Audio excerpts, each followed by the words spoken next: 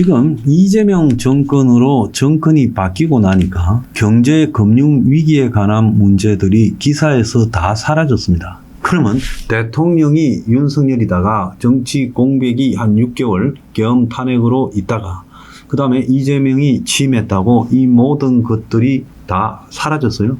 그러면 지금 우리가 경제 위기, 금융 위기가 온다, 부채 위기가 온다, 부동산 PF가 위험하다, 건설사 미분양이 많다. 지금 저성장을 넘어서 이제 마이너스 역성장 단계에 오고 있다.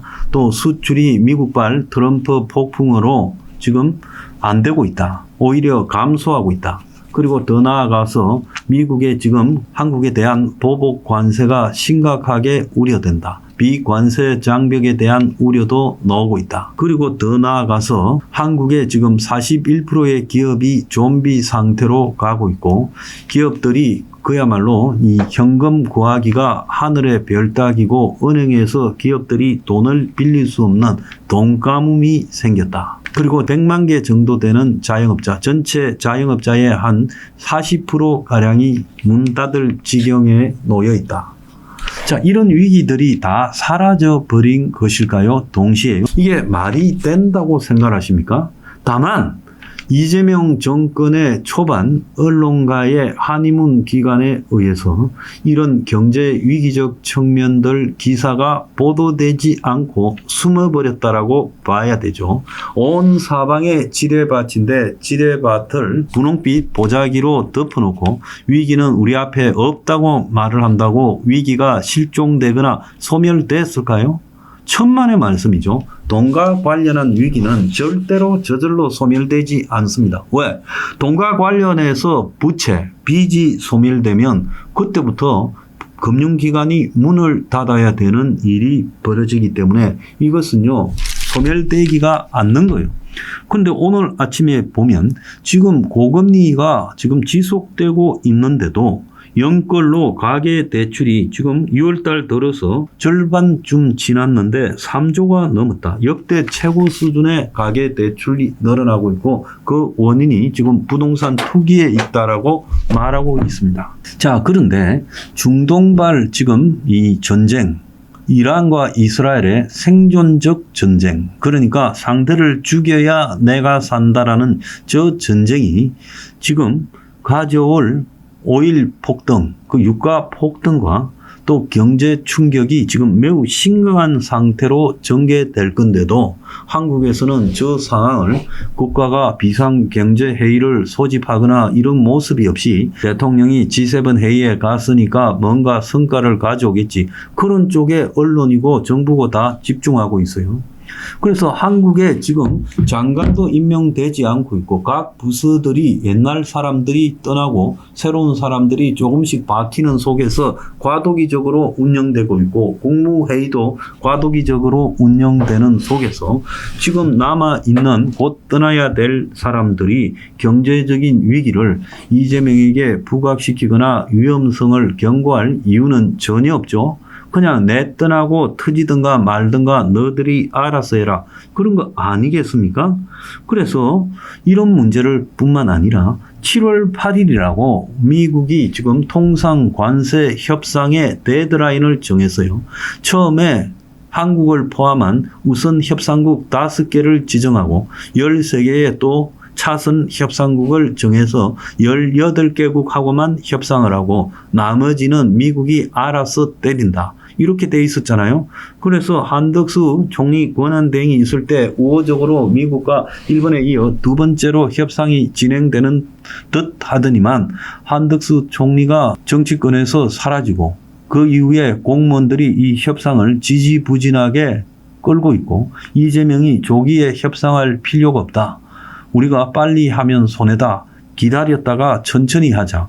이렇게 말하고 있다. 그것이 실용 외교로 포장되고 자, 그러면서 지금 누구도 협상을 서둘고 있지 않아요. 그래서 미국과 한국 간의 후속적인 협상이 질질 시간만 끌면서 지금 소모되고 있고, 그래서 미국이 10여 개국하고는 협상이 진행되고 있으니까 이런 나라들은 7월 8일 기한을 못 채워도 2달 60일간의 시간 연장을 해주겠다고 말을 하고, 나머지 나라들은 이제 7월 8일 시한이 지나면 각오해라 이렇게 말하고 있어요.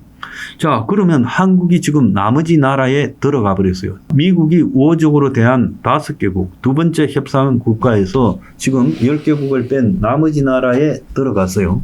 자, 그러면 7월 8일까지 시한이 얼마 남았습니까? 자, 6월 달도 절반이 지나가 버렸고 7월 8일까지 남은 시간은 20일 정도 남았어요. 이 20일 동안에 이재명 정권이 미국하고 시한을 지키면서 뭔가 협상의 노력을 보여가지고 2달간 더 연장을 받겠다라는 노력은 안 보일 거라고 저는 보고 있습니다. 누구도 그렇게 하자라는 말을 제기할 분위기가 못 되고 있어요. 그러면 7월 8일 이후에 미국이 한국에 대해서 어떻게 다룰 건가?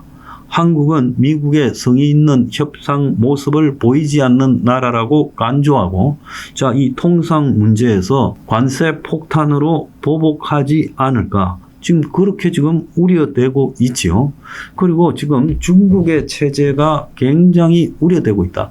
뭐 어떤 데에서는 중국의 경제가 회복된다 하지만 회복되기는커녕 중국의 경제가 날이 가면 갈수록 너무 악화되어서 지금 중국 내부에 중국 인민들이 먹고 살기가 어려워지니까 지금 온갖 문제들이 발생하고 있고, 이 문제를 해결하지 못하는 시진핑의 리더십 위기까지 와서 시진핑이 3년임 하려고 하는 것이 쉽지 않고, 그래서 시진핑이 대만을 쳐서 전쟁을 일으켜서 경제 위기를 돌파할 것이라고 미국의 전문가들이 바라보고 있는 상황이에요.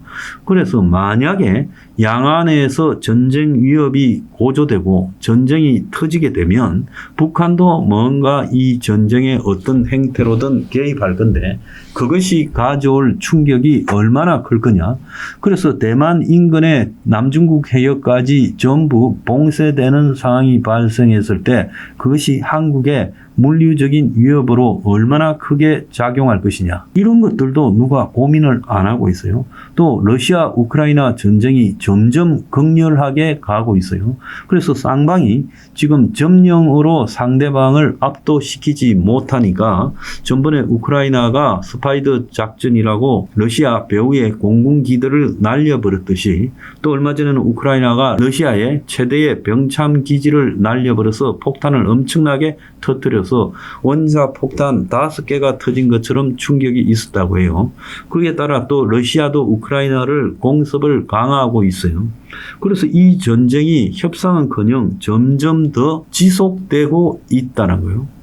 자, 그래서 중동에서의 위기와 러시아에서 위기, 중국에서의 위기, 이 세 가지 위기가 지금 발생할 수 있고, 이것은요, 필연적으로 러시아와 중동이 대표적 산유 지역이라는 부분을 봤을 때 오일, 가스 등 연료, 에너지 위기로 갈 수 있고, 또 한편으로는 이것이 물류 위기로도 갈 수 있어요. 그리고 세계가요, 지금 공급발 인플레이션이 진행되면서 그야말로 스태그플레이션이 전개될 가능성이 매우 높아졌다고 지금 보고 있습니다. 그러잖아도 미국의 지금 트럼프의 보호무역 비관세 장벽 철회와 고관세가 지금 세계적 스태그플레이션을 갖다가 가져오고 있다. 세계가 전부 경제적으로 신자유주의 자유무역으로 연결되어 있었는데 이 구조가 깨지면서 지금 미국부터 인플레이션이 발생하고 있고 경제 침체가 오고 있다. 그렇게 지금 되고 있죠. 자, 올 초부터 3월, 4월까지 세계적 스태그플레이션이 우려된다고 그런 기사들이 계속 나왔고, 또 트럼프가 만들어가는 이 자유무역의 파괴는 스태그플레이션을 전 세계적 차원에서 50년 만에 재현시키고 있다. 그래서 세계가 스태그플레이션으로 들어가고 있다라는 속에서 역대 있었던 어떤 전쟁보다도 더 심한 이스라엘과 이란의 전면 전쟁이 이 세계적 스태그플레이션을 기름을 붓는 역할을 했습니다. 스태그플레이션의 의미는 뭡니까? 경제가 불황인데 가격이 오르는 것을 의미하죠. 그래서 미국이 관세를 때리고 관세 장벽을 쌓고 비관세 장벽을 쌓으니까 세계의 무역이 원활해지지 않으면서 상품의 가격이 올라가는 그런 상태에다가 지금 중동발 전쟁으로 과거에 70년대 때 오일 쇼크에서 공급 측면의 스태그플레이션이라고 했던 게 그야말로 석유 가스 공급이 제대로 되지 않으면서 유가가 폭등하면서 그 폭등한 유가 때문에 비용이 많이 들어가면서 불황인데도 물가가 오르는 현상. 그래서 처음으로 스태그플레이션 개념이 잡혔지요. 그런데 지금 70년대에 오일 쇼크에 버금가는 이란과 이스라엘 간의 전면전이 벌어지면서 지금 이런 현상이 가속되고 있다는 겁니다. 그래서 제가 이런 이야기를 하는 것은 한국은 마치 세계적인 스태그플레이션 위기에서 동떨어진 것처럼 주가가 폭등하고 집값이 폭등하고 코인이 날뛰고 하는데요. 유가 폭등하면 코인이 휴지 조각이다. 스태그플레이션이 오면 코인이 휴지 조각이다. 이런 걸 우리가 경제학에서 많이 교훈을 얻었는데도 불구하고 누구도 이런 것들을 걱정하고 있지 않다라는 측면입니다. 그래서 지금 대한민국에 누가 경제를 걱정하느냐. 지금 언론은 오늘 트럼프하고의 한미 정상회담이 예정돼 있었지만은 트럼프가 조기 귀국해서 물 건너 가버렸다.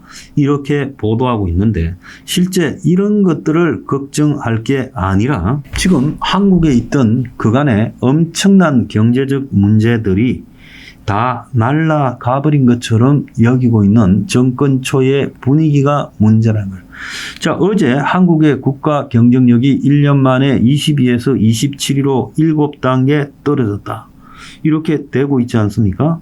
그런데 지금 한국의 코스피가 오를 이유가 있나, 집값이 오를 이유가 있나, 코인이 오를 이유가 있나, 아무것도 없습니다. 그런데도 한국만 지금 이런 투기 거품의 폭등 속에 현실을 잊고 있다. 참으로 한심하다 아니할 수 없습니다. 빨리 정신을 차려서 경제 위기를 직시하기를 바랍니다.